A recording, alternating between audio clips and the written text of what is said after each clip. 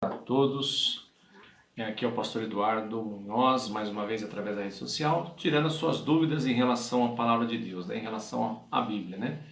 Nós hoje estaremos falando sobre Jó. Mas por que Jó, pastor?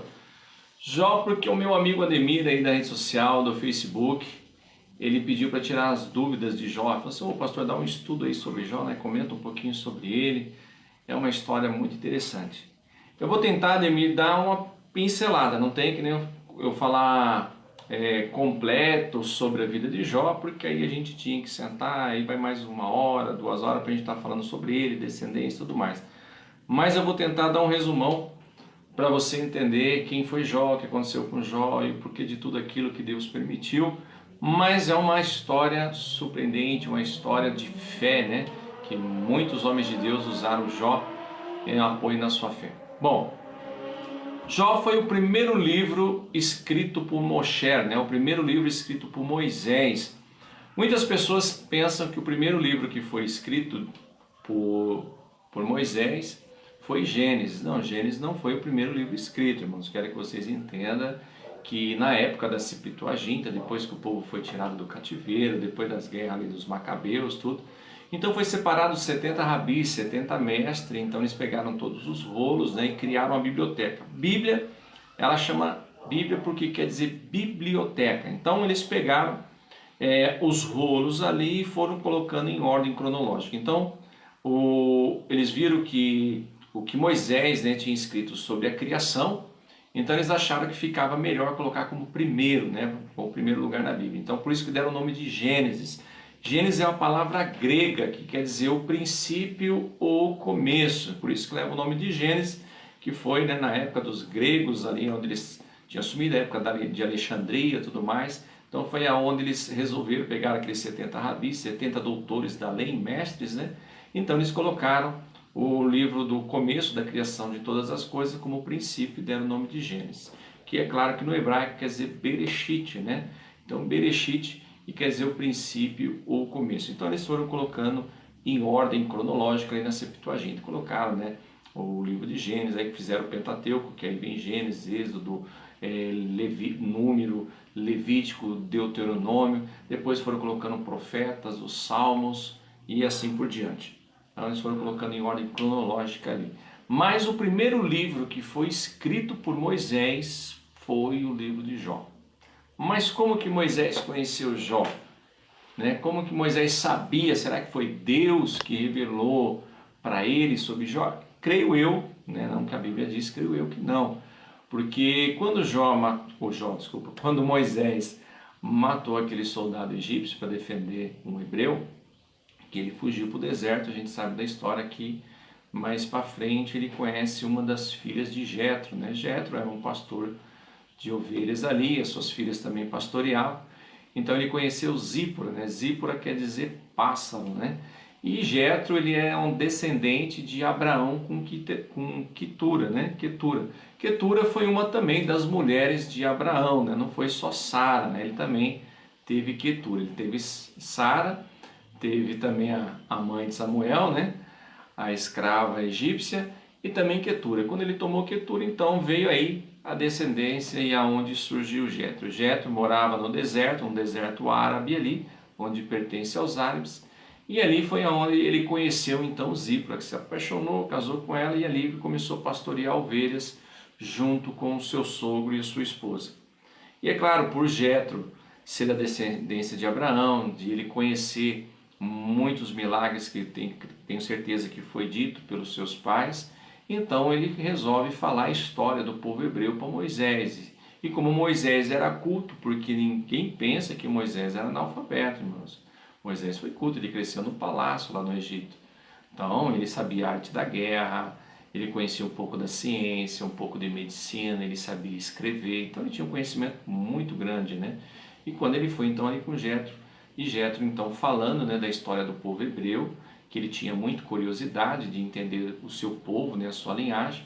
Então Jetro foi falando, e eu creio por Jetro também ser descendente de Jó, então ele relatou para Moisés quem foi Jó, e Moisés foi relatando. Então o primeiro livro escrito, por Moisés foi o livro de Jó, não foi o livro de Gênesis. O livro de Gênesis ele foi escrito depois que o povo foi peregrinar no deserto, quando Moisés, enviado por Deus, né, tirou eles lá da escravidão, e eles estavam no Monte Sinai, lá que o Senhor deu a revelação para ele da criação de todas as coisas e foi escrito, né? Então foi bem depois. Então foi o livro de Jó. Então quem foi Jó? Né? Esse personagem tão falado, esse personagem tão conhecido e pregado. Eu sou um pastor que vive pregando sobre Jó. Muitas igrejas que eu passei, eu tive o prazer de pregar sobre o livro de Jó. Gosto muito, né? Uma lição de vida muito grande. Mas para nós entendermos sobre Jó e a história dele, nós temos que entender um pouco da criação, né? Nós temos que entender o que aconteceu na criação, como que foi. Então assim, Ademir, né? Você que está me assistindo aí, que pediu para me dar esse estudo, a criação nós sabemos que lá no livro de Gênesis, né? Através do verbo bará, né? Que criou do nada, né? O Senhor criou os céus, primeiro criou os céus no plural, não no singular, então criou os céus e a terra.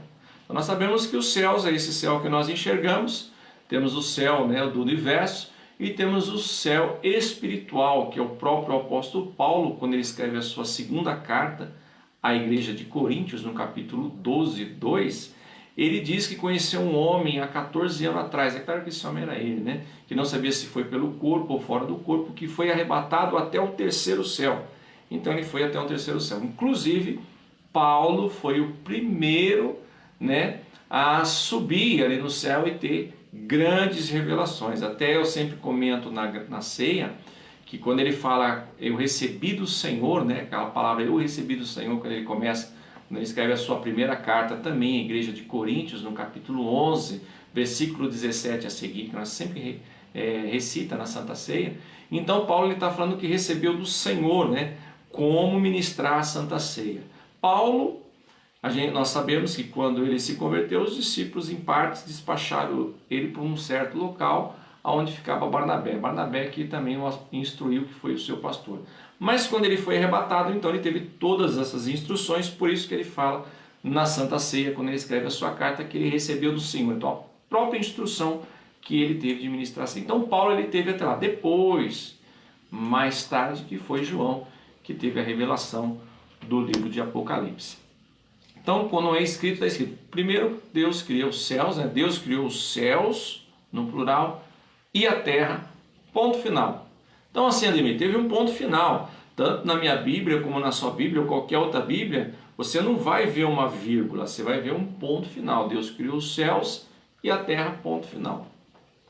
Então, Salmo 33, versículo 6, lá o salmista está falando que o Senhor habitou o céu com os anjos, com os seres celestiais, com todo o exército celestial, somente com o sopro da sua boca. Então, somente com o sopro da sua boca, o Senhor criou todos os anjos, todos os seres celestiais no céu. Então, ele fez a obra, criou os céus, habitou os céus, e depois ele criou a terra. Dá-se a entender que a terra, então, não havia seres humanos, não tinha sido criado seres humanos. Tudo que Deus faz, você que está me assistindo, é perfeito.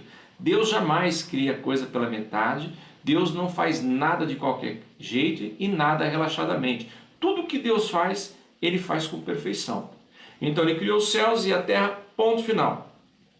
Esse ponto final, nós não sabemos quantos mil anos, milhões de anos ou décadas que se passou. Isso nós sabemos. Por isso que a ciência muitas vezes fala que o planeta Terra tem milhões de anos. E eles estão certos, né? Porque desde a criação a gente não sabe quanto tempo que se levou através desse ponto final aí. Só sabe-se então, que dá para se entender na Bíblia, que os anjos de Deus, eles desciam na terra e muitas vezes ensaiavam, regiam o coral para louvar a Deus ali no céu. Porque foi feito um ser, esse ser ele não foi criado com o sopro da sua boca. Esse ser que foi criado, ele já foi criado em especial. Quem fala isso para nós é o próprio Ezequiel no seu capítulo 28 e no versículo 13 a seguir. É claro que ele está falando sobre Tiro, né? Tiro lá de Sidom. Está falando de Tiro, o rei de Tiro. Só que assim, a comparação que ele faz com o rei de Tiro, você vê que não é o rei, é o próprio Lúcifer, foi esse ser que foi criado. Porque lá em Ezequiel 28, 13 a seguir, Diz assim: estava no Éden, jardim de Deus, todas as pedras preciosas o cobriam. Aí vai falando as pedras preciosas: o jaspe, o carbúnculo, o ônix, a turquesa, o topázio, o diamante, a esmeralda, o rubi. Aí depois continua falando: os pífaros e os tambores foram preparados no dia em que foste criado. O que seria pífaros e tambores? Foram os instrumentos de louvor, instrumentos de adoração. Deus preparou, né? Deus criou, né? Para quando Lúcifer foi criado, então foi colocado dentro dele, por isso que ele regia o coral de anjos. E continua falando, né? Andava pelas pedras afogueadas, era da guarda ungida de Deus, tinha o direito de ir e vir sobre o trono de Deus, onde o Deus habitava, era considerado sinete da perfeição, até que um dia foi se achado iniquidade no seu coração. Então Ezequiel narra Lúcifer, né, que foi criado com pedras preciosas, com toda beleza, com toda autoridade, com poder e com um dom magnífico de adoração, um dom de louvar a Deus. Então eu imagino que ele descia na terra e aqui na terra, junto com os anjos, ele regia um coral para louvar e adorar o nome do Senhor. Mas pastor, como que você tem certeza que ele descia na terra? Aí nós vamos em Isaías, no profeta Isaías, no seu capítulo 14, versículo 2, também profetizando sobre um rei. É claro que ele usa também a comparação falando de Lúcifer. Ele diz assim: como caíste, ó estrela do céu, filha da alva, como foste lançado por terra, tu que delimitava as nações e dizia no seu coração, aqui ó, e subirei acima das estrelas de Deus, e colocarei o meu monte na congregação no lado da banda do norte, e subirei o mais alto das nuvens, e serei semelhante ao Altíssimo. Então, se ele arquitetava subir, se ele arquitetava colocar o trono dele acima das estrelas de Deus, e no monte da congregação colocar o seu trono, esse monte da congregação tem muitas controvérsias, tem um estudo prolongado sobre isso, só vou dar uma pinceladinha rapidinho. Esse monte da congregação é onde os gregos falam que Zeus habita, né? Zeus, outros falam Odin, que lá tem os deuses, Thor e assim por diante, aquelas baboseiras que eles falam ali. É esse monte da congregação que a gente vai entender depois, quando a gente for falar sobre Jó, né? Então, ele arquitetava aqui. É claro que esse tempo que teve de Lúcifer arquitetar no seu coração, de ele subir o mais alto das nuvens, acima da estrela de Deus e colocar o seu trono, não foi de um dia para o outro, como a gente lê a Bíblia. Quem a gente lê a Bíblia, a gente imagina que foi de um dia para o outro. Não, passou-se também sei lá quantos anos, décadas ou milênios, né? Mas foi com certeza passado um período muito longo de tempo. Mas quando ele enxergou nele que ele era um ser perfeito, diferente dos outros seres celestiais, que ele tinha um poder, uma autoridade, uma autonomia sobre os anjos, e tinha um dom magnífico de adoração, e através dessa adoração ele envolvia os anjos para louvar e adorar a Deus, então ele começou a desejar no seu coração ser como Deus, ter a mesma autoridade de Deus, né? Estar semelhante a ele, ser igual a Deus. E é claro que aí ele começou a influenciar e semear discórdia dentro do céu. O céu era um lugar que não havia pecado, os anjos não conheciam pecado, os anjos não conheciam o que era mentira, os anjos não conheciam o que era erro, os anjos não conheciam. Ali os anjos foram criados e conheciam somente a santidade de Deus e o amor de Deus. Mas aí então ele começou a colocar dúvidas e discórdia no coração dos anjos ali, né? A gente vê que no Apocalipse a terça parte dos anjos de Deus foi aonde ele arrecadou, né, com a sua cauda, com o seu poder e autoridade, e acabou, né, desviando eles, que Deus expulsou do céu. Por que que Deus não matou Lúcifer? Se ele criou, ele tem o poder de matar e acabar com ele. Sabe por quê? Por causa do livre-arbítrio. O mesmo livre-arbítrio que Deus deu para os seres humanos, de escolha, o poder de escolha, ele deu no céu também. Então ninguém é obrigado a servir Deus. Deus não obriga ninguém a adorar Ele ou amar Ele. Ele não obriga. Ele deixou esse livre-arbítrio, esse poder de escolha para nós e também para os anjos. A única coisa que Deus não tolera é o pecado, porque se Deus matasse Lúcifer e a terça parte dos anjos, então os outros anjos que ficassem ali, eles iam olhar para Deus com certo medo, não com amor, mas com medo, como se ele fosse um tirano, como se ele fosse um ditador. E Deus não é tirano e muito menos ditador. Deus, ele é amor. Então ele dá esse livre-arbítrio. É claro que houve-se também um tempo que ninguém sabe quanto tempo que se foi, que Lúcifer iludiu, enganou esses anjos. Mas quando chegou o limite dele, então Deus faz uma guerra, que ele cria um arcanjo chamado Miguel, um anjo poderoso de guerra, e há uma batalha no céu. Isso também fala no livro de Apocalipse. Então ali está falando também sobre essa grande batalha, sobre essa grande guerra, que aí é onde ele foi expulso. Quando ele foi expulso, então ele e a terça parte dos anjos de Deus caíram aqui na terra. Muitas vezes Isaías fala do ai, e Apocalipse também fala do ai dos habitantes da terra. Então ele caiu aqui na terra, ainda não tinha o ser humano. Quando caiu na terra, provavelmente a terra saiu de órbita, que é onde a ciência fala que um grande meteoro caiu, destruiu, matou os dinossauros e assim por diante. Então, quando ele cai, a terra sai de órbita e com certeza tem uma sequela, uma consequência que aconteceu com o planeta Terra. Então nós olhamos o céu, primeiro cenário, o céu. Os anjos ficaram ali, vamos supor, olhando com muitas dúvidas, com um certo temor, sem entender o porquê daquilo, porque todos foram criados igual para adorar a Deus, e de repente uma guerra, uma batalha no céu. Ele vê então a terça parte dos anjos ser lançado com Lúcifer. Eu creio que há um grande luto, porque o que regia o coral de anjos era o próprio Lúcifer, que foi expulso. Então houve, eu imagino, não que a Bíblia diz, que houve um certo luto, uma tristeza no coração de Deus. Mas Deus, ele é tão maravilhoso, então, que ele resolve no versículo 2 do livro de Gênesis capítulo 1, ele resolve dar continuidade e retoma a construção na terra. Por isso que o versículo 2 fala que a terra era sem forma e vazia. No versículo 1 fala que Deus criou os céus e a terra, ponto. Então o que ele faz é perfeito. Mas no versículo 2, depois dessa batalha que fala em Apocalipse, então fala que a terra era sem forma e vazia. Por causa disso, a terra sai de órbita com a queda de Lúcifer e os anjos, destrói ali, ela fica deformada. Então a terra era sem forma e vazia e havia trevas sobre o abismo. Se você olhar a tradução da palavra abismo, abismo é lugar de prisão. Deus não criou o planeta Terra para ser um lugar de prisão, de aprisionar alguma coisa, não. Isso foi criado porque aqueles anjos, e o próprio Lúcifer precisava ficar num lugar aprisionado. Então ele foi lançado ali, houve lugar de prisão, abismo. E o Espírito de Deus pairava ou sobrevoava sobre a face das águas. Então aí Deus disse: haja luz, houve-se luz. E Deus chamou a luz de dia e as trevas de noite, viu Deus que era bom. E ele continua. Imagine todas as vezes que ele falava isso, tanto os anjos como também Lúcifer e os anjos caídos também olhavam e viam o tamanho do poder de Deus na retomada da criação.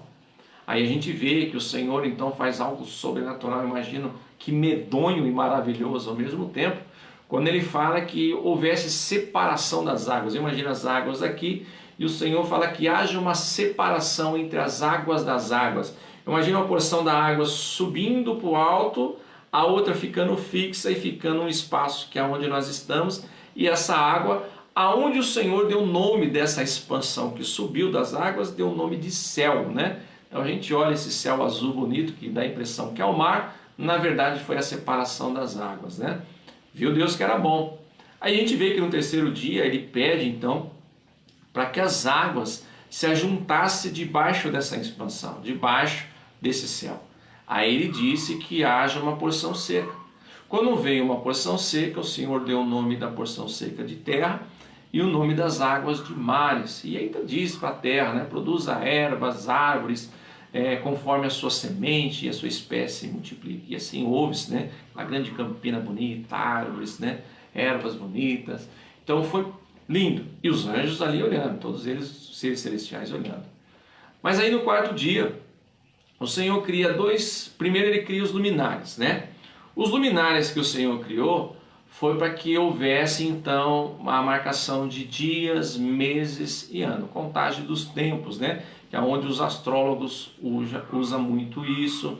Tem a tribo, eu não sei se não é a tribo de Efraim, a tribo de Issacar. A tribo de Issacar, eles eram especialistas em astrologia, então eles sabiam o conhecimento dessa ciência através, né, das estrelas e dos astros. Eles sabiam as previsões do tempo na tribo de Issacar no passado. Então ele criou esses luminares para isso. Aí ele cria dois luminares maiores, o maior de todos para iluminar o dia, que deu o nome de sol, né, para governar o dia, e o menor para governar a noite, que ele deu o nome de lua. E também cria as estrelas. Aí também lá dá um terminado. Quinto dia, então, Deus ele olha para os céus e fala para que os céus produzisse aves, né, conforme a sua espécie, todo tipo de aves, e se multiplicasse. E assim houve. Deus olha para a terra, então, né, ou para os mares, desculpa, olha para os mares e também fala que produzisse, né, mamíferos, né, tem tradução que fala monstros marinhos, né, que eu creio que é os grandes peixes, né, as grandes baleias, e muitos ainda que não foram descobertos pela ciência, que vivem nos grandes mares, né, as profundezas dos mares. E assim houve, e se multiplicaram conforme a sua espécie. Aí vem o sexto dia. Sexto dia, Deus ele olha para a terra, e quando ele olha para a terra, ele fala para que a terra produzisse animais domésticos, animais ferozes, conforme a sua espécie, né, répteis, conforme a sua espécie, e se multiplicasse. Então tudo não haja, tudo não produza, todos os anjos, Lúcifer ali, os anjos caídos, todos eles vendo o poder de Deus extraordinário, não só pela boca, só no falar, as coisas aconteciam, tudo obedecia, tudo saía em ordem e perfeição na retomada da construção da terra. Só que aí eles veem um ato que Deus fez no sexto dia, que eles ficaram assustados, né? Eu creio que eles ficaram assustados, tanto os anjos também como os filhos anjos caídos. Por quê? Porque então eu imagino que Deus ele olha para o Filho e para o Espírito Santo, os três, a Trindade, são um. O que Deus pensa, o Filho e o Espírito Santo pensam, são unidos, né, num só pensamento, são unidos num só amor, num só propósito.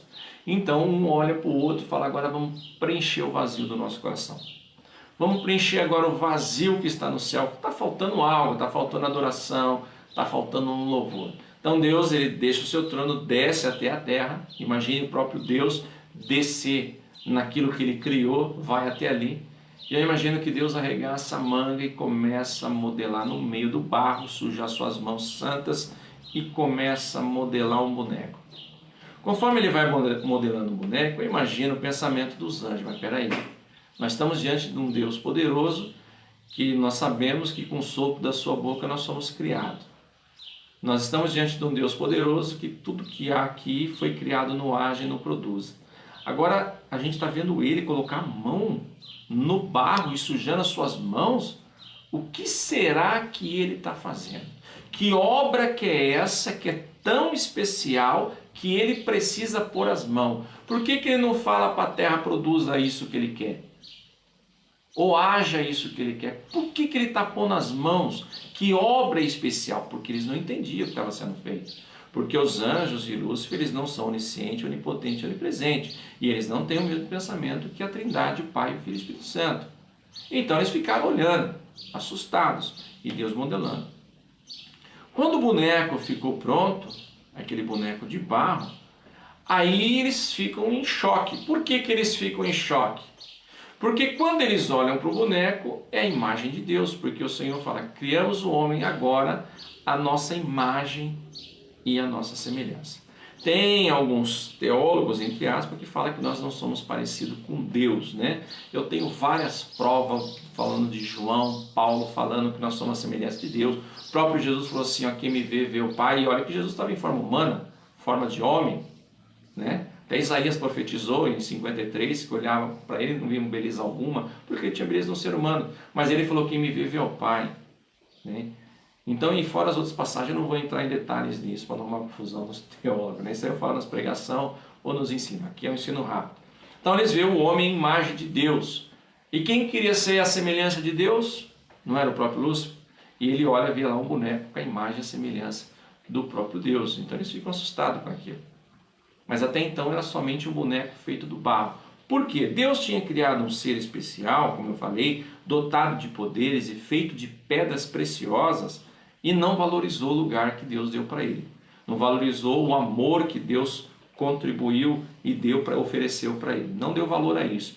Então Deus resolve, vou fazer agora um ser feito do barro, de algo frágil, mas o que eu vou colocar dentro dele vale muito mais do que pedra preciosa.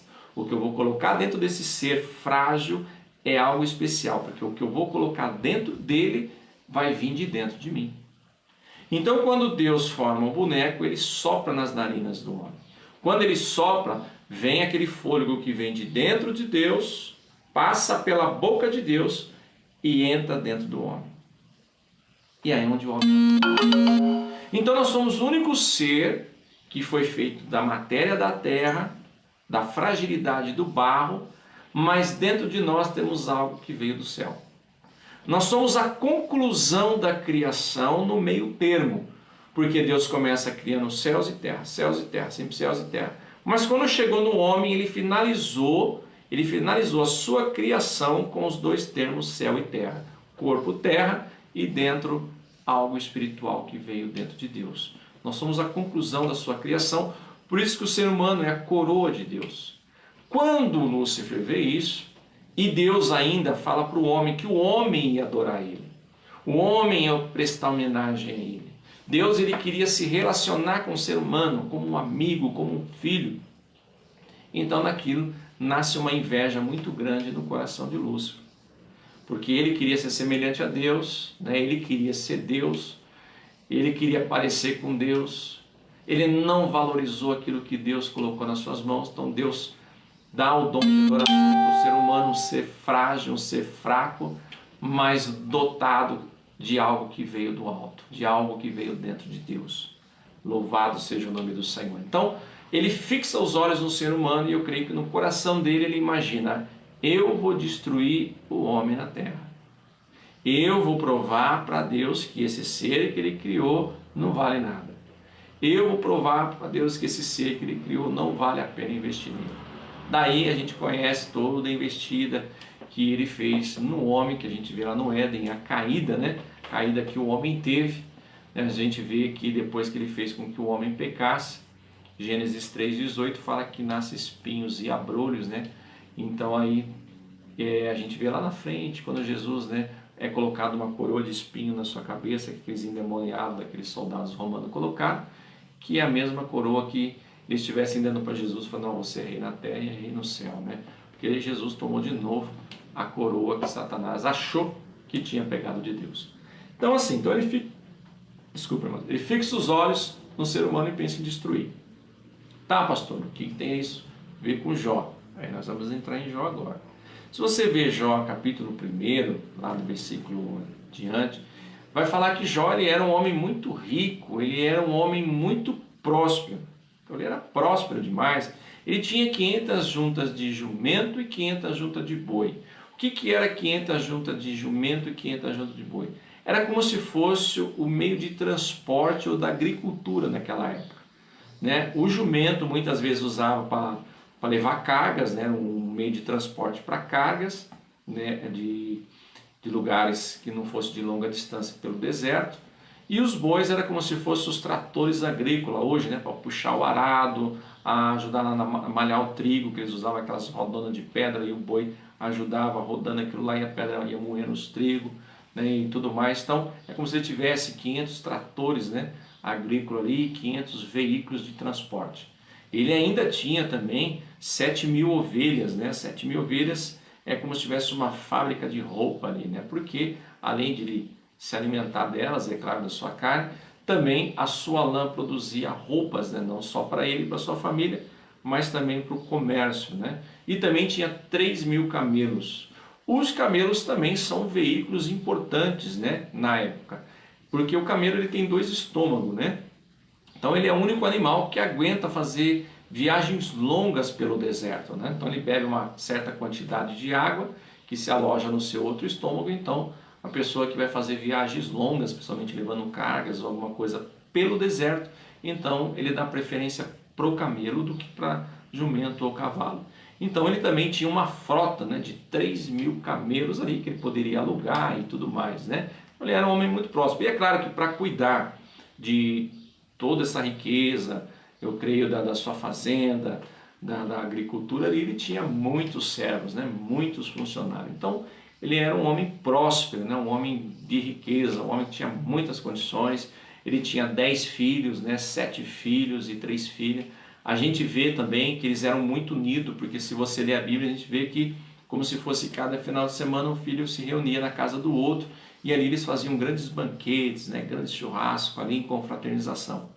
Naquela época, que era uma época patriarcal, ainda não tinha constituído a lei de Levítico, que é onde tem o templo, onde tem o sacerdote, o sumo sacerdote, que Deus deu ordem para Moisés para colocar Arão. Ainda não tinha acontecido isso na história, foi muito atrás. Então não existia sacerdote, nem sumo sacerdote e nem templo. Mas o que dá-se a entender é como se Jó fosse o sacerdote do lar, o sacerdote da casa. Por quê? Porque nas madrugadas, né, ele levantava para orar e oferecer sacrifício pelos seus filhos, né? Então a gente vê que ele era um homem de Deus, ele se preocupava muito com a sua família e ele orava e buscava pela vida deles, intercedia para Deus. Era um homem reto, a gente vê essas qualidades que a gente vai ver logo a seguir de Jó. Então ele era um homem próspero. Aí entra nos versículos, se eu não me engano, 6 a seguir, do capítulo 1, que aí eu falei do monte da congregação, que é onde eles falam que é Zeus, Odin, coisa na besteirada que eles falam, né? Mas assim, eu sei que é um lugar que a gente não sabe se é entre onde Deus habita e onde tem a nossa terra, um lugar espiritual, não sei. Mas eu sei que os anjos do Senhor vieram se apresentar a ele. Nessa que todos vieram se apresentar, veio também Satanás se apresentar, porque aí o seu nome foi trocado. O seu nome não é mais Lúcifer, agora é Satanás. Lúcifer era anjo que manava luz, onde ele andava ele manava luz. Agora não tinha mais como ele manar luz, então o seu nome foi trocado por Satanás, que é acusador, adversário, né? E eu vou falar uma coisa, irmãos, o diabo não tem chifre, não tem garfo, não tem barba pontuda, não tem orelha pontuda, não tem olho vermelho. Irmãos, para com isso. Ele continua tendo a mesma aparência de que quando ele foi criado. Os anjos caídos têm a mesma aparência. O que foi trocado não é a fisionomia deles. O que foi trocado é o nome. Quando Deus trocou o nome de Abraão, ele mudou a fisionomia de Abraão? Quando Deus trocou o nome de Sara, ele mudou a fisionomia de Sara? Quando Deus trocou o nome de Jacó para Israel, ele mudou a fisionomia de Jacó? Não. É só o nome, porque o nome tem um significado, que nem eu falei. O anjo que manava luz, depois não manda mais luz. Agora, quem pinta ele da forma que a gente vê e assiste até em filmes de terror, é o ser humano por causa das suas maldades. Então o ser humano imagina ele um monstro, né, do jeito que ele é. Não, os anjos, os demônios, né, eles são anjos caídos, né?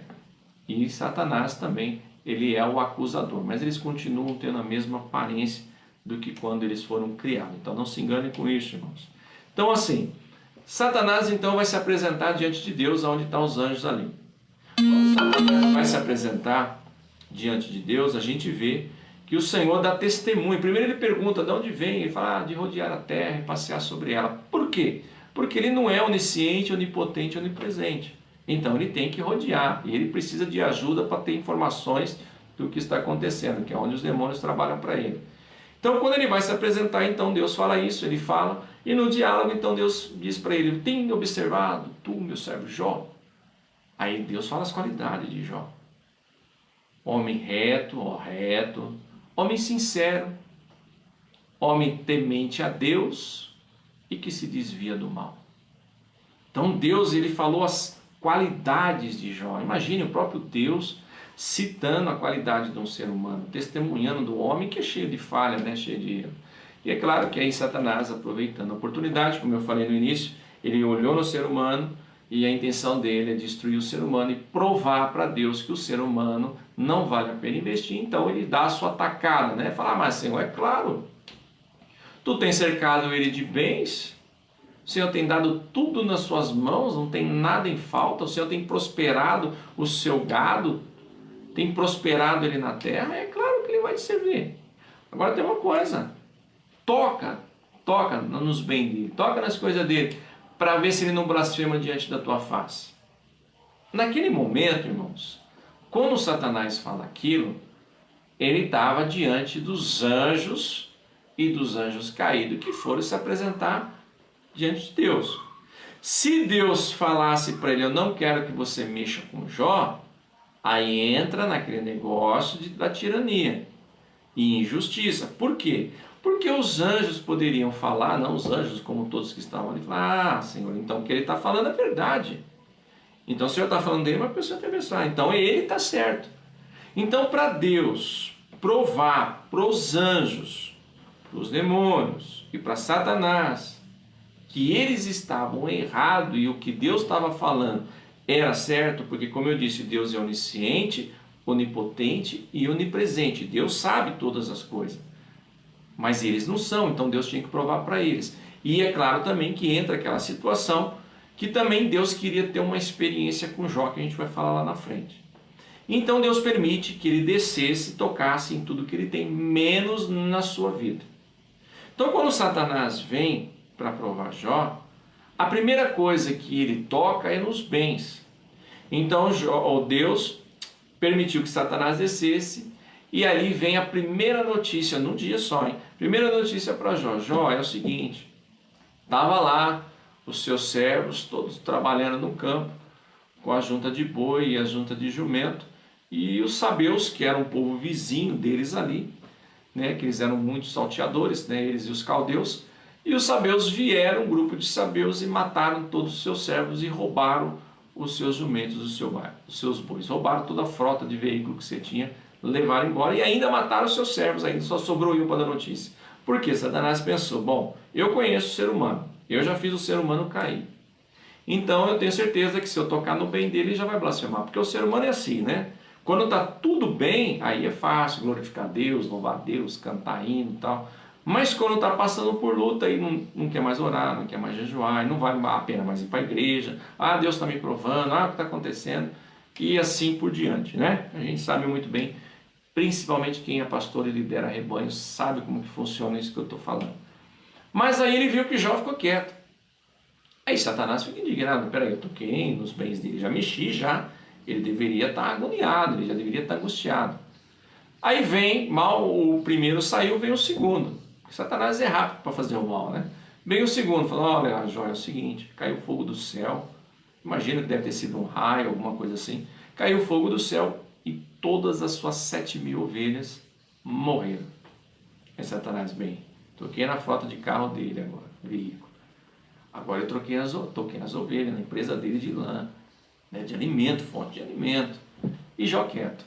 Não é possível. Estou tocando nos bens desse homem, nada.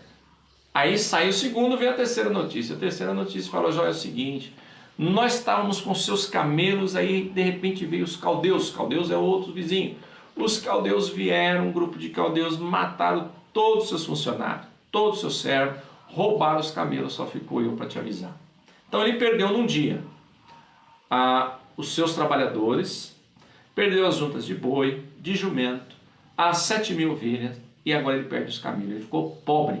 Um homem que era muito rico na época, que tinha um poder aquisitivo muito bom, de repente ele fica zerado, fica sem nada, perdeu todos os seus bens. Só que ele não falou nada, ele não blasfemou, ficou quieto. Satanás então fica indignado com isso. Quando Satanás fica indignado, então ele tem uma ideia, já sei. Toquei nos bens dele, não falou nada, então vou tocar agora na alma dele. O que ele fez? Matou os seus filhos. Quarta notícia. Olha, Jó, é o seguinte, os seus filhos, como de costume, se reuniram para um banquete, todos eles. E de repente veio um grande vento, e a casa caiu, e todos os seus filhos que ali estavam morreram.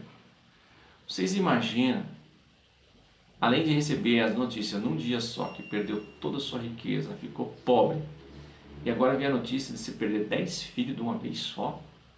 Para quem já perdeu um filho que está me assistindo, sabe como a dor é terrível. Imagine perder 10 numa tacada.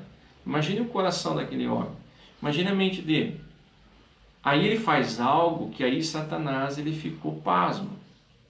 Porque quando ele recebe essa notícia, a Bíblia diz que ele rapa a sua cabeça. Quando ele rapa a cabeça, eu imagino que Satanás falou para Deus: olha, Senhor, dá uma olhada aí, ó. Porque eu dei as outras 3 notícias, ele não fez nada, mas agora ele rapou a cabeça. Com certeza ele vai blasfemar, agora ele vai falar mal, agora ele vai xingar, porque ele não tinha feito nada. Aí ele rasga suas vestes de cima para baixo.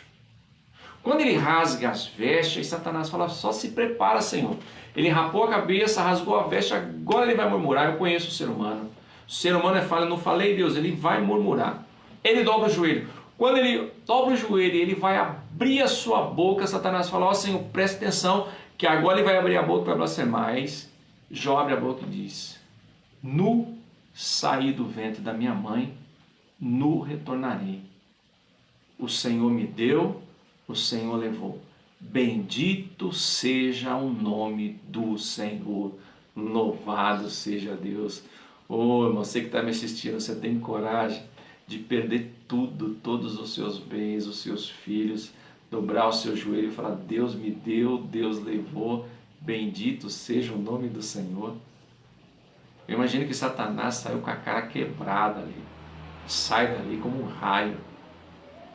Jó, com toda aquela dor, aquela tristeza no coração, ele teve coragem de louvar e adorar a Deus. E às vezes nós com tão pouco murmuramos. Mas se você olhar o capítulo 2, você vai ver que de novo os anjos se reúnem. Quando os anjos se reúnem ali de novo, então Deus de novo pergunta para ele: de onde vem? Ele fala de rodear a terra e passear sobre ela. Aí Deus fala assim: então observaste tu meu servo jovem, reto, sincero, justo, temente a Deus, desvia do mal. Tá vendo? Você me atentou contra ele, ele continua reto, continua sincero, continua justo, continua temente a Deus e continua se desviando do mal. Mas aí Satanás nos odeia.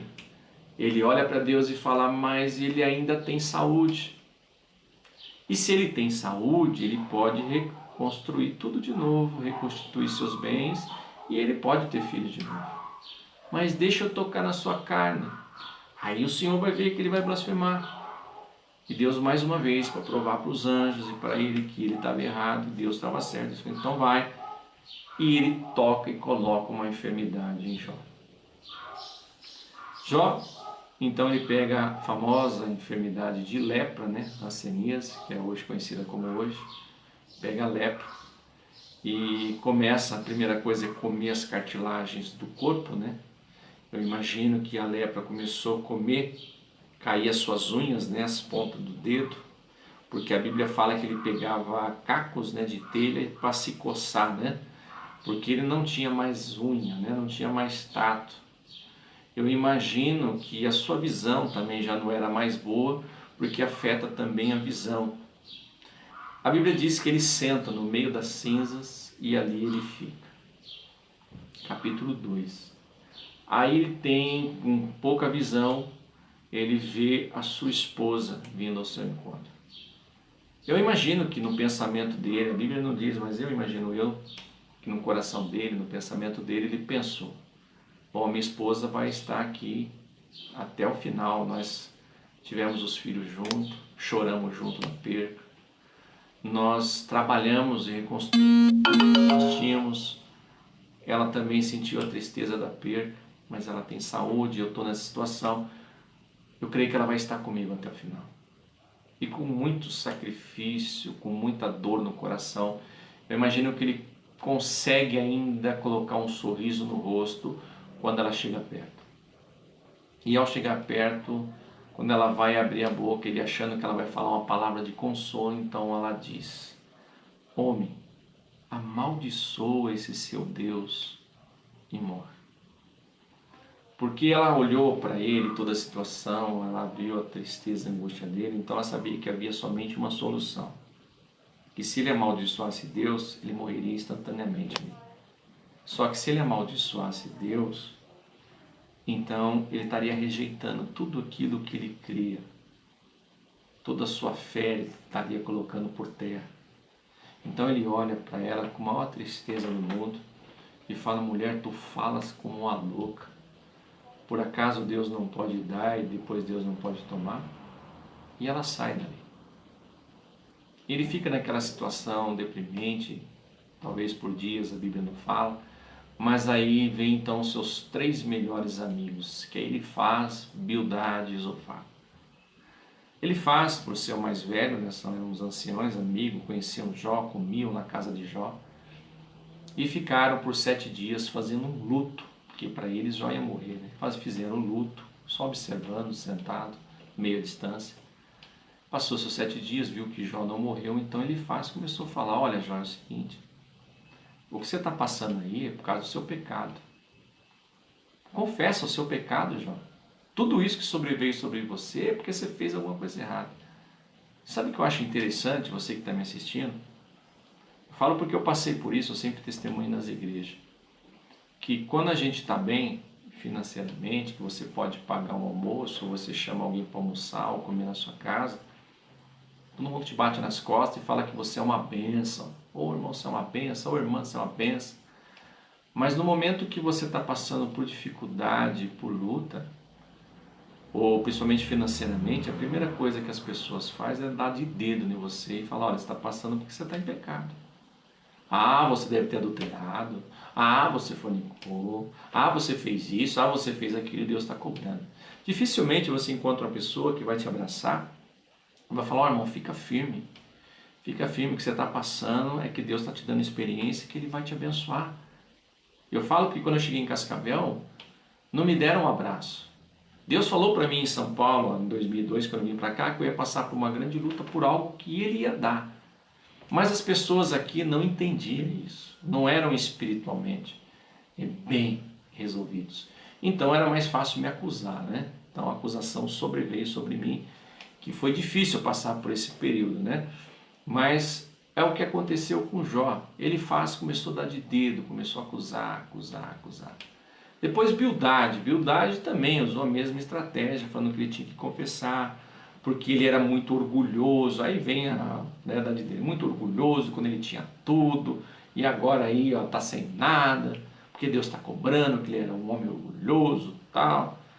Então ele falou, Bildade falou, Zofar falou a mesma coisa. E os 3 ficaram lá e Jó se explicando. Não, eu não fiz nada. Não, não é por isso. Deus não está cobrando porque eu estou em pecado. Eu não estou em pecado. E ele ficava então se explicando, se esquivando. Só que aí veio um personagem que era o mais novo. E naquela época o mais novo não podia se intrometer na conversa do ancião, do mais velho, chamado Eliú. Então Eliú, observando a conversa que ele faz, Bildade e Zofar, ele resolve entrar na conversa e ele repreende os 3 anciãos e também repreende Jó. Só que a repreensão de Eliú foi a diferente da repreensão de Elifaz, Bildade e Zofar. Por quê?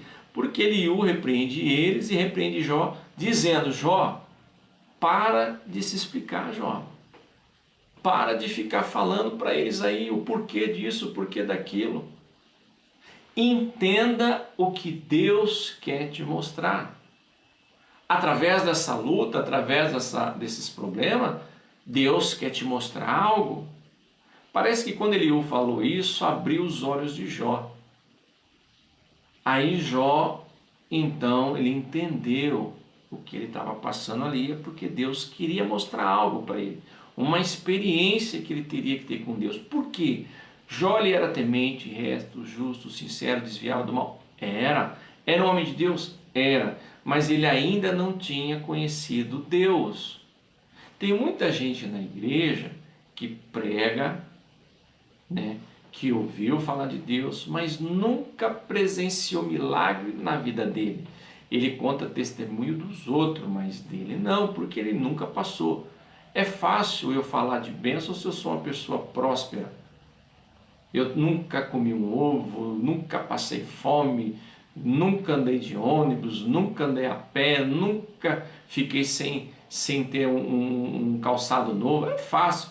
E quando você passa por esse período? Aí é o momento, né, que você ora, o momento de enfermidade, ou quando você tem um parente no hospital, um filho no hospital, você clama e você fica um tete-a-tete, uma experiência com Deus. Eu passei por isso, por essa experiência. Por isso que eu gosto de pregar Jó, porque eu entendi o processo que eu passei aqui na cidade, que era uma experiência que Deus estava querendo me dar, e através dessa experiência Deus estava querendo ficar a fé de muitos que ainda pregavam, mas não viviam o que pregavam, né? Então foi isso que aconteceu. Quando ele percebeu isso, então Deus, se eu não me engano, acho que era no capítulo 33 ou 38 do livro de Jó, então acho que é 38, se eu não me engano, 33 acho que apareceu Eliú, 38 apareceu Deus e falou com Jó: Jó, aonde você estava quando eu criei isso, quando eu criei aquilo? Por isso que no princípio do vídeo eu falei da criação, porque Deus citou para ele toda a criação. Então Deus está falando assim: olha, eu criei tudo que há, tudo que existe, tudo que você vê, tudo que você não vê, eu criei com o meu poder. Eu tenho o poder de matar e eu tenho o poder de dar vida. Então foi aonde Jó reconheceu, né, o poderio de Deus, tudo que Deus tinha feito. E a Bíblia fala que Deus restituiu em dobro. Jó 42, versículo 5, né? Deus restituiu em dobro. Né? Deus, se ele tinha 500 juntas de boi e jumento, agora ele tinha 1.000 de cada. Se ele tinha 3.000 camelos, ele tinha 6.000. Se ele tinha 7.000 ovelhas, agora ele tinha 14.000. A única coisa que Deus não deu em dobro foi a mulher foi a mesma, né? A mulher teve que voltar, pediu perdão com certeza, e através do relacionamento dos dois, né, desse perdão que houve, da misericórdia de Deus, Deus abriu a madre dela, que ela teve mais 10 filhos, né? E diz que foi 7 filhos novamente, e 3 filhas, e as suas 3 filhas era a mais bela que tinha. E ali também, o próprio Satanás, os anjos e os demônios comprovaram que Jó servia a Deus não somente por interesse do que tinha, mas ele servia a Deus pelo que Deus é, pelo amor que Deus nos dá. Então, irmãos, é isso que às vezes nós passamos lutas e você se pergunta a Deus: Senhor, eu estou todo dia na igreja, Senhor, eu dizimo, eu oferto, eu oro, eu jejuo. Por que me sobreveio essa luta? Por que me sobreveio esse problema? Porque às vezes você pode estar na mesma situação que Jó estava. Às vezes o acusador, chamado Satanás, está falando de você. E Deus está provando para ele que você serve a ele pelo que ele é, não pelo que ele pode dar. Então, no momento da sua luta, glorifique a Deus, louve o nome do Senhor. Sabe por quê? O que mais Deus está preocupado não é com isso aqui, ó, com a nossa carne. Porque ó, é como se a nossa vida, irmãos... Imagine que na minha mão aqui tem um barbante. Você vê a ponta, o início do barbante aqui, mas você não vê o final desse barbante. Esse barbante é longo, você não vê o final. E nesse barbante longo, só isso aqui, ó, esse pedacinho aqui é a sua vida. Vamos pôr aqui. Esse pedacinho aqui é a sua vida. O restante é uma eternidade que você não pode ver. E você tem só esse pedacinho aqui, que é a sua vida. Você está preocupado com esse pedacinho, esse aqui. Esse pedacinho aqui da sua vida pode ser 20 anos, pode ser 40 anos, 50 anos, 60 anos, 80 anos. No máximo, esse pedacinho. Tem para uns que até com 15, 18 ou menos. Esse pedacinho, você está preocupado. Com esse pedacinho você está preocupado, você quer ter o melhor carro, a melhor casa, dinheiro, mulheres, bebida, bagunça. Nesse pedacinho. E esse restante que você não pode ver o final. Você está preocupado? Você está preocupado para onde vai a sua alma na eternidade? A Bíblia fala que lá haverá choro, pranto e ranger de dentes. E você vai sentir. Você vai sentir, você vai se arrepender, mas não vai ter jeito não. Vai ter dor, prantos, ranger de dente, nesse restante aqui, ó, que você não enxerga o final. Ou você prefere passar esse restante, essa eternidade com Deus, com Jesus Cristo, onde fala que haverá gozo, alegria, paz, não haverá mais dor, não haverá mais angústia, não haverá mais tristeza, não haverá mais enfermidade, não haverá mais a morte. Eu prefiro essa eternidade com Cristo. Então Deus, ele se preocupa com a nossa alma, com a nossa eternidade e não com a nossa carne. Então quando você estiver passando por luta, lembre-se de Jó. Você, Ademir, que pediu esse estudo, Ademir, lembre-se de Jó. No momento da luta, no momento da dificuldade, Deus quer te ensinar algo. Deus quer provar para os anjos e para o demônio que você serve a Ele, não pelo que Ele pode dar, e sim pelo que Ele é. Amém? Então esse é o pequeno estudo que eu dei de Jó. É claro, se fosse dar um estudo maior, né, aí a gente ia ter que ir para a igreja lá e falar sobre ele. Nós vamos falar isso no estudo, né, do IBAD, lá na frente, vamos estar falando sobre Jó. Então essa é uma pequena pincelada que eu dei sobre Jó. Espero, Ademir, que você gostou, né, você que me pediu, ou vocês que estão assistindo, né, e pedir, né, que nem o Ademir pediu sobre o estudo, é só comentar e mandar aí que a gente vai fazer o possível para te ajudar. Agora eu vou fazer os agradecimentos àqueles que tiveram paciência, né, de estar me vendo, né, que demorou esse vídeo. Meu tio Cláudio Munhoz, mais uma vez, um grande abração, tio Cláudio, lá da cidade de Varginha. Deus abençoe. Também a Carol Rodrigues. Carol, grande abraço também, Deus abençoe a sua vida. Espero que você gostou. Também a Leile, né? Leile Silva, a Leile congrega conosco, que é ovelhinha nossa. Leile também, Deus abençoe a sua vida, né? E manda um abraço para o Leandro, para sua esposa e para os seus filhos aí. Amém? A Sandra Francisca também, grande abração, Sandra, sempre tem acompanhado lá no Face. Gilto Basílio, pastor Gilto Basílio, pastor no homem de Deus, hein? Pensa no pastor abençoado, né? Saudade do pastor Gilto Basílio. Claudete Felipe também, Claudete, Deus abençoe. Roseli de Santa Catarina também sempre está curtindo, sempre está assistindo. Grande abração, Roseli, Deus abençoe sua vida. Cleilto, né? Presbítero Cleilto, lá da Assembleia de Deus Tarumã. Presbítero, um grande abraço, né? Deus abençoe seu ministério. Né? Fiz o convite aquele dia que eu fui fazer visita ali na UPA, né? Fui fazer uma visita lá no hospital e estava lá o Cleilto lá. Acho que era com a sua mãe ou seu pai que estava enfermo. E eu fiz o convite para ele estar visitando a nossa igreja. Cleilto, vai lá nos visitar. Sérgio Amaral também, Sérgio, um grande abraço. Josué Oliveira também, um grande abração, Josué.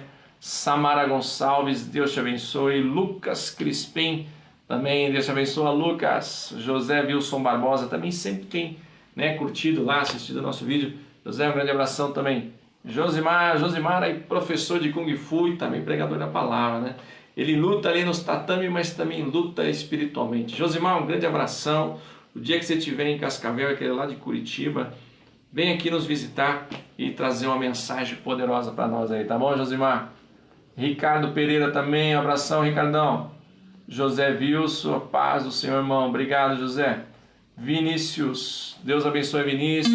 Valéria também, Deus abençoe. Pastor José Simão. Ô pastor, um abração. O pastor Simão esteve conosco aí no congresso, um grande homem de Deus. Deus abençoe a sua igreja, pastor. Também a Judite Inácio, Judite também, grande bênção de Deus, né? Era a ovelhinha do pastor Marcelo, né? O pastor Marcelo, um grande homem de Deus também, que já esteve ministrando na igreja. Deus usou muito a vida dele o dia que ele foi ministrar. Tiago da Ana, ô Tiago da Ana, Deus também te abençoe, Tiagão. Ângelo Ribeiro, é o presbítero Ângelo, né? O Ângelo e o Jardim, né? Rodrigues e Ribeiro da dupla, né? Foram louvar também a Deus na nossa igreja ali no Periolo, na nossa igreja também do Cumeia. Uns irmãos abençoados. Você que vai fazer um congresso aí, não deixe de chamar, né? Rodrigues e Ribeiro, né? Gislaine Zimmermann, Deus abençoe. A Jéssica Jabes também, um abração, Jéssica. Manda um abraço também para sua mãe, para Márcia, para Mary. Também a Isaías Mota Azevedo. Isaías, um grande abração. Janaína também, um abração. Eu arrumava o computador da Janaína. O Janaína ainda continua arrumando o computador, hein? Precisar, dá uma ligadinha aí. A Naine também, esposa do Joel, um grande pregador de Deus. Nós vamos agendar mais um dia para o Joel estar vindo ministrar aí na igreja, tá bom? Ângela Santos Silva. Ângela é minha prima lá de São Paulo. Ângela, olha, depois do dia 10 estou pensando em ir para São Paulo. Ângela, prepara aquele cafezão aí e aquele bifão à milanesa, tá? Faz tempo que eu não como um bife à milanesa, tá, Ângela? Vou lá na sua casa lá, manda um abração pro Marlon, pro Vitor. O Vitor tá pregando a palavra de Deus. Vou lá ver o Vitor pregar, ô benção. Antônio Chardelotto, isso, se estiver errado você me corrige aí, tá, Antônio? Antônio Chardelotto, um grande abraço também. Emily Souza, um grande abração. Helenice Silva também sempre tem acompanhado nossos vídeos, curtido nosso banner. Um abração, Helenice. Natan também, um abraço. Priscila Martins. Claudião, lá de São Paulo. Claudião, logo estou aí, Claudião. Aí vamos sentar, vamos conversar bastante aí, Claudião. Eliane Pereira Santos, um grande abraço, Eliane. Eliane, um grande abração, Deus abençoe a sua vida. O pessoal do Zap, né, que estava mandando toda hora aí também, o enredo periférico, né, os manos do gospel lá, né? Deus abençoe aí a todos aí do Enredo Periférico, a Samara, todos aí do Enredo Periférico, todo o grupo aí que tem nos assistido, nos ajudado. Grande abração, Enredo Periférico. Também, né, vou contar com vocês um dia visitar nós aí, louvar a Deus junto, né? Sempre não canso de falar, quer dizer, que eles são grandes pessoas de Deus que têm feito um trabalho com pessoas dependentes químicos e têm ganhado almas, né? Através do louvor, adoração, onde eles têm ministrado a palavra de Deus. Um abração, Enredo Periférico, todos eles ali. A Igreja Assembleia de Deus, Vida Nova, ali também do Periolo e também do Colmeia. Um grande abração a todos ali dos grupos do Zap que tem me mandado. O pastor Cardoso também sempre tem ali, né, mandando o Zap para mim. E a todos aí, Deus abençoe a vida de vocês, Deus abençoe o ministério de vocês e o dia. Obrigado por ter me ouvido. Espero, Ademirzão, que você tirou as suas dúvidas através desse pequeno estudo de João. Fiquem com Deus. Deus abençoe. Opa, não desliguei.